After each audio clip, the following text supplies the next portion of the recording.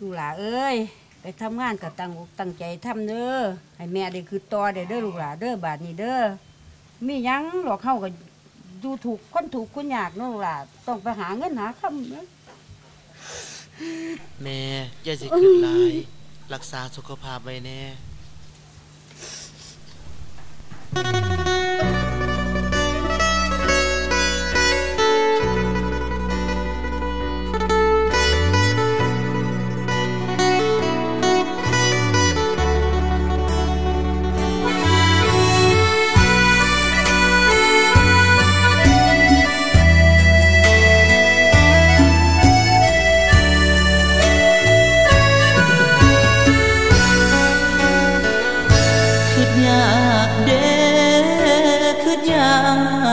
ไปเมืองกาญคอยแห้งขี้ค้านไปเมืองกาญ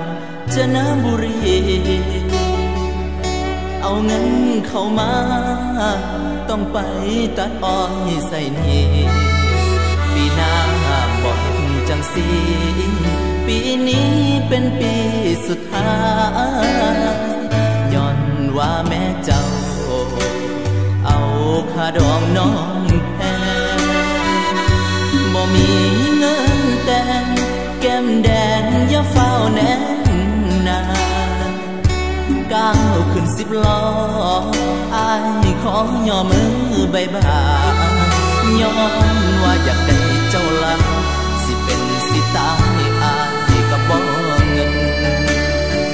ตาจับตาจังห้องมันห้องนับทั้งหอบทั้งเศร้าเมื่อใดถืออ้อยไฟเผาที่เท่าไงเขาหูดังตุ้มเงื่อไหลไขย้อยทั้งน้ำตาไหลลื่นคอยบ่ได้ดูออกค่าดองจำเบิดคอยบ่ได้คิดก่อนเอาเงินเขาห้องแดดเดือน3 เดือน4ย้อนว่าเป็นนี่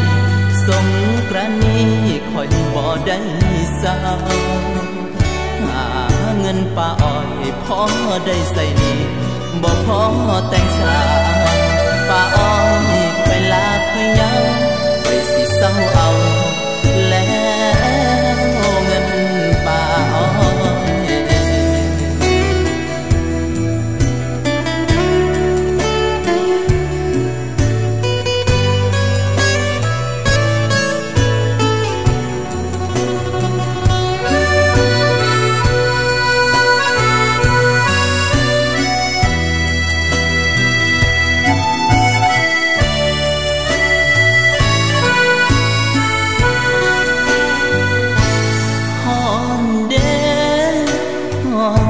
เดือน3 เดือน4